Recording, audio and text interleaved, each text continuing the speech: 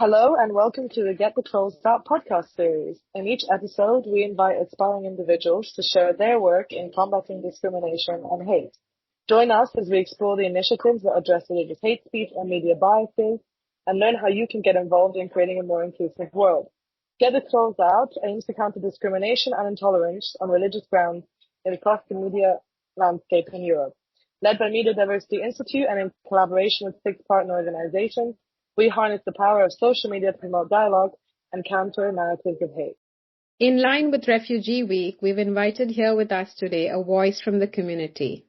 Thank you for joining us. Before I get into the questions we have today, I wondered if you'd want to introduce yourself a little bit and tell us what you were up to this morning. I am a Cameroonian seeking sanctuary in the UK. So I'm seeking refuge here. I ran away from Cameroon because my family was kind of involved in politics, and the politics there was kind of crazy, and I had to run for my life. These politics that they were included in got some of my family members killed, which is the reason why I'm here in the UK. Thank you. Thank you. Can you just tell us a little bit about your hopes and dreams for your future here in this new country? Absolutely. So arriving in the UK, it has not been so easy and smooth.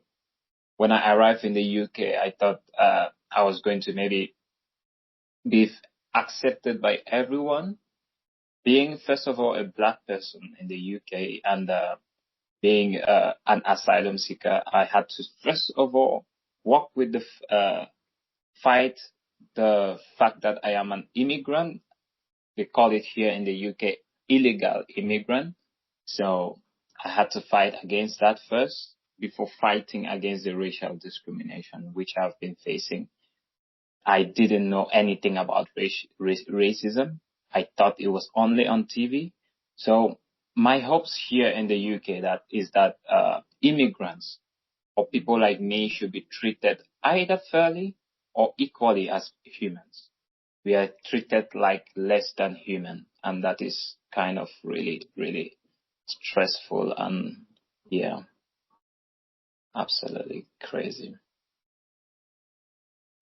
So my hope that I should be treated as a human being in this country. Yes. Do you feel like when you came here, the community that you met, did they support you? Did you feel welcomed? Did they help you integrate? Can you tell us a little bit about those experiences? Yes, thank you for the question. In as much as some people were really, really bad towards me, some people were really good. The first people I met weren't the bad people, actually. The first people I met were really, really good to me. And I really appreciate that. And someone actually told me that if you come to a country, the first people you meet make you think everyone is the same. The first people I met here were good people, actually. And they brought me to church because I am a Christian and introduced me to some people that were also good. Even though the media was talking about sending us back, putting us on boats, whatsoever, going to Rwanda, the people were helping me morally, helping me psychologically. No, Wilson, don't think about it. No, it's going to be all right. So, yes, my community has been so good to me. They have been helping me morally and psychologically. I have been helping them and helping in the community too through volunteering work. And the community support has been so great. So great. That's really good to hear and positive, because we hear so many negatives in terms of immigrants. Do you think that you were able to, you said you were Christian, so were you able to practice your religion here? And if so, were there any challenges? Did you feel any kind of struggle while you were practicing your religion? Was it easy to find a church, a community? Can you tell us a little bit about that? Absolutely. So yes, fortunately enough, I am the Christian majority in this country. So we don't really have problems in this country as Christians.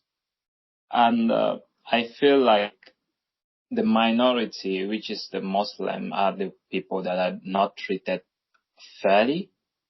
Not that they are not accepted, but sometimes they are not treated like they belong. I don't know. That's just my view of it. But I have been treated so fairly. Like I have been able to worship the way I'm supposed to, which is something I am more than grateful for. You just touched upon a topic that we actually at our project, we look at anti-religious hate. And I wondered if you had any experiences of people around you, people in your migrant community, if they have experienced anything like this. You mentioned Muslims facing persecution or discrimination. Can you tell us a little bit about that? Yes, I realize that so many people coming here because of what they believe in, they are forced to look for a way to be Christian, not because they actually are Christians, but just because they feel. I'm talking because I am an asylum seeker. I don't know if I said that before. Yes, I said I'm seeking sanctuary. I People that are asylum seekers like me have been changing their religion.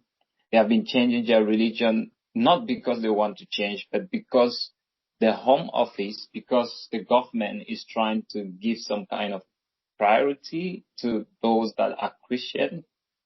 And I feel that that's so discriminatory. Someone shouldn't be judged just because of his religious belief. It's not because I believe in another God and another one believes in something else that he should be treated differently. And yes, I think that's some sort of great discrimination. And I wonder if genuinely people are changing religions just because they really want to do it, or because they are forced because they want to get papers. And also, I realize that here, for example, I am in a hotel. There is no space for people to pray. Those that are Muslims, actually. And when I just came in the UK, I was in a room with someone. He used to pray in the room. Yes, it was kind of disturbing, but I understood that it's because he doesn't have a place to pray. What do it?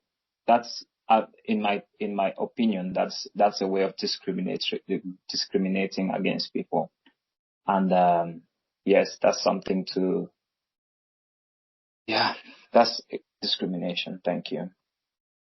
So you would say that when asylum seekers come to this country, their religion is not being honored. There's no space for them to practice their religion. And is that something you would like policymakers perhaps to take into consideration?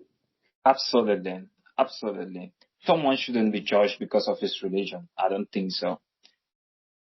I remember one day,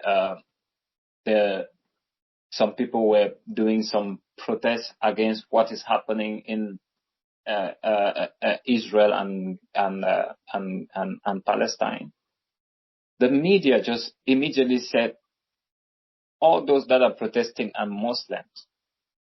I mean, that was some kind of prejudice that wasn't right first. And they said the country is becoming Muslim driven. All those that are protesting are Muslims because they get to think all Arabs are Muslims. And then I feel like there's some sort of hate that is going towards Muslims. I think that is so wrong. And like I said, fortunately or unfortunately, I don't know if it is fortunate or unfortunate. I am a Christian. I pray normally, but I feel like the Muslims are being discriminated. They are, absolutely. Thank you. You touched upon something that I was going to ask you about, which is media representation of migrants, the rhetoric that you see in media. How does that make you feel, A, and how do you want that to be changed? What do you want to be, what do you want the media to showcase about migrants in this country? I feel so bad when I see how the media represent us. They represent us like people that, I mean, people that have come here to destroy their country. They call us dirty immigrants. They call us illegal immigrants. They say we should send back the boats. Or I was reading somewhere where an opposition party, someone said, um, if they are coming on the boat, I will let them leave. I mean, or let them drown or something. I mean, that was so painful to me to just hear about it. It has been such a pain to listen to how the media and everyone, all these elections that will be on the 4th of July is centered around refugees. We need to send them, or we need this policy to deal away with them. I feel like, oh God. So everything is almost against us. And, yes, there are some positivity somehow sometimes when I listen to other people speak, saying they are not the ones destroying the country. They are skilled workers or whatsoever. But yes, it has been generally so depressive. I heard that so many people have run away from this country. Some have even one person last year committed suicide. It won't be. I think he probably committed suicide based on this kind of hate speech and yes, the hostile environment. And what do I think should be done? I think everyone should stand up for themselves. I feel like I personally, I am part of a community that is trying to stand up for other migrants. We make sure that migrants are not stigmatized. We stand up for each other. And part of our campaigns is making sure that all refugees, when they come, they have legal representatives. One of our campaign is also on making sure that racism is not spread. So I think if all migrants could stand together and say no to this, it's going to actually work. And also, I actually think that is the way forward. Like, migrants should stand up for themselves, joining communities that will help them to present their voices. That's a way of spreading love instead of hate. That's so good to hear. Can you tell us a little bit about these campaigns, and maybe we can, throw some light on it and let our listeners also get behind these campaigns? Yeah, tell us. Yeah, so we realized that not everyone is fortunate like myself that speaks English. So some people come to this country, they speak different languages, and the government just leave them there, and 5 years passes, 6 years. I met the lady. She spent 15 years in the UK without legal representative. She knew nothing about legal aid. She knew nothing about solicitors. She stayed in the system for 15 years. So many people are like that. I think some are even more than that.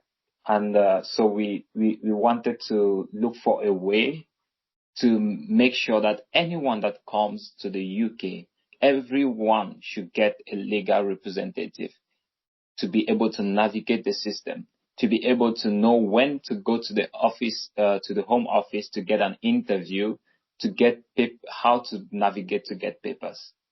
And I think when we started other campaigns like trying to make sure the home office accommodation is suitable or whatsoever, we realized that there's a major problem. If someone doesn't even know when he's going to be attending an interview, trying to tackle other problems is not necessary. We should go from the beginning. Someone should get his justice. So we went in for legal aid campaign, and we are taking our MPs to work through this. Taking your MP to work is part of the campaign where we meet MPs, try to get them help us to meet this target of getting all migrants to get a legal representative. So far we met with one MP only, which is MP Bell. And I don't know if I was authorized to say this, but yes, MP Bell is working with us on this, and we are hoping to get as many MPs as possible. So if anyone is hearing this, write to your MP and tell them to join this campaign on getting legal aid, so that every refugee should get, immigrant should get a legal representative.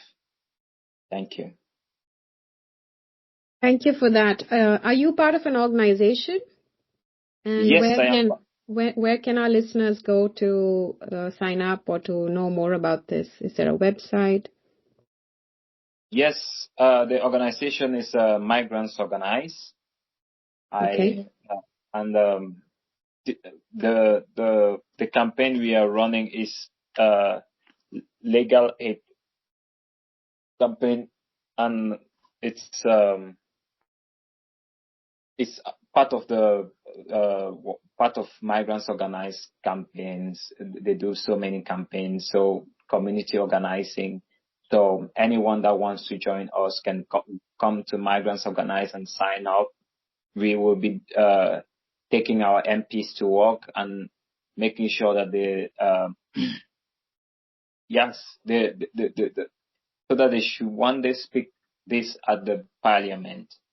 If this is adopted, we are going to help hundreds and hundreds of thousands of refugees and asylum seekers get legal representatives.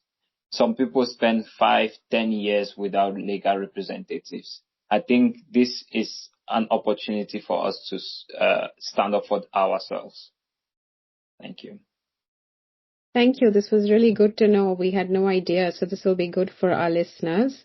Is there any other campaign that Migrants Organize, or are you involved with anything else that we would, let our listeners know? Yes, I am involved with many, like I said, the campaign of housing for refugees. We live in absolutely bad accommodations. So we have been campaigning for better housing, better accommodation for asylum seekers. I myself, I live in a very, very poorly shaped accommodation, but we are trying to make sure that every asylum seeker stand up for themselves. Not like we don't want other people to speak for us. No, we are not looking for our individual help. We are looking for a way that every asylum seeker should get a better accommodation. Yes, our campaign is about making sure that the private individuals should not be the ones in charge of asylum seekers' accommodation. You hear in the news that 5 million per day is spent on accommodation and asylum seekers per day. Whereas at the end of the year, you see a company has made a profit of 64 million pounds.